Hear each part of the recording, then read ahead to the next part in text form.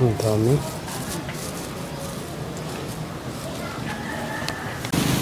Pitas po tayo ng kamatis dahil sobrang daming hinog po. Mga 2 days, 3 days lang yata kami hindi nakapagpitas. Ganito na po kadami yung hinog niya. Grabe po yung variety na po ng kamatis nito. Grabe yung dami po. Sige, start na tayo magpitas. Wow. Maliliit nga lang po siya kumpara sa Diamante Max, pero ang cute po talaga, ang kikinis nila, walang kagat ng fruit fly. Malinis po yung mga balat nila. Ayan napakaganda.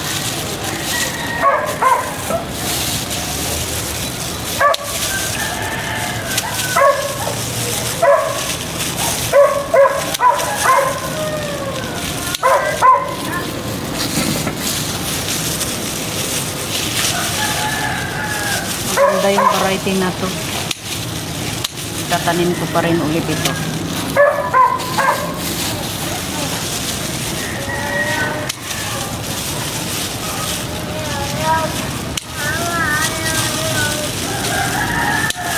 Okay ko. Ang problema lang po dito kapag tumatanim ako ng kamatis, nangangati po yung mga daliri ko. Hindi ko po alam kung bakit. Kating-kating po siya.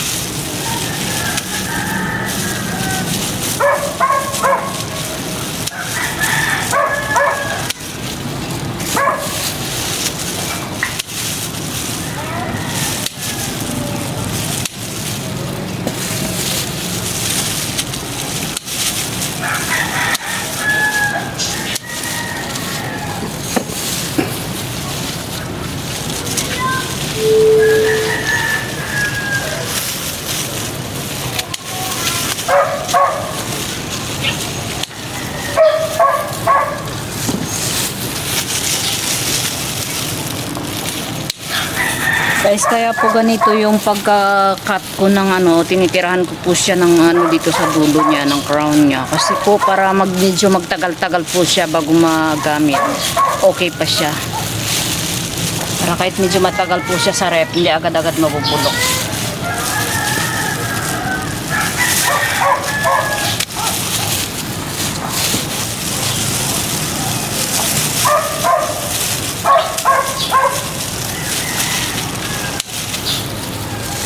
Ang dami.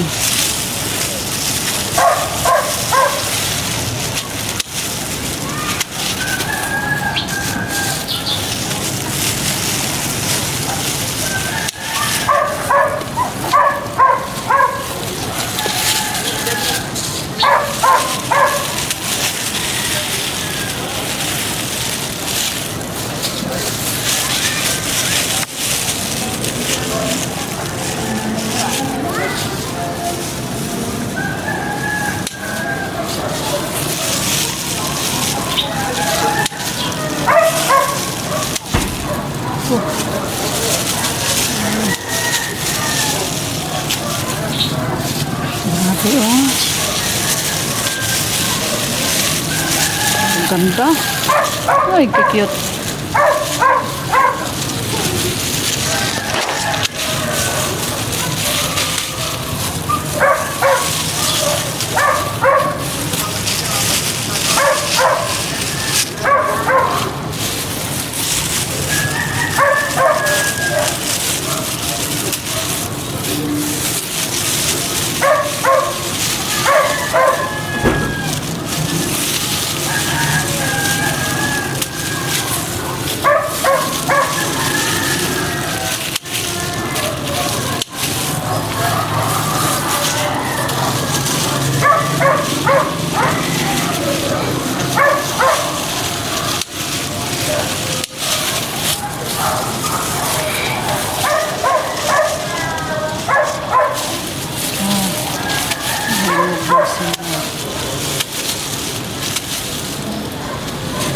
Kasing kulay kayo ng kamatis ah.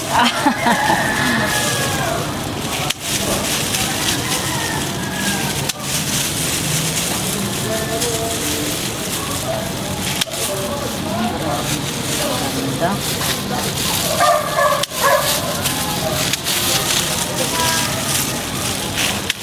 Patuyo ako ng buto nito para pagka lang kung malapit na matapos yung Diamante Max ko. Tanim na ako nito ulit. Sulit yung order ko nito. Hindi ko lang po alam talaga kung anong ano nito. Check ko po mamaya kapag ano. Kung ano na yung variety nitong kamatis na to.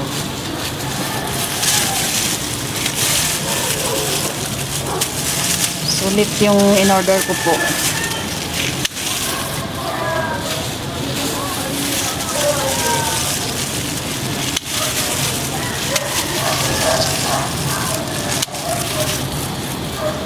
Oh, grabe. Paano natin mauubos yan?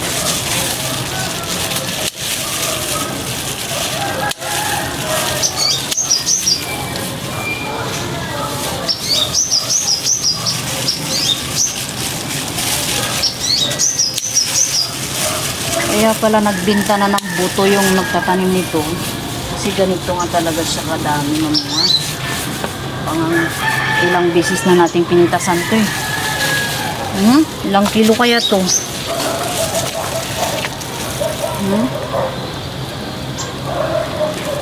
Timbang natin.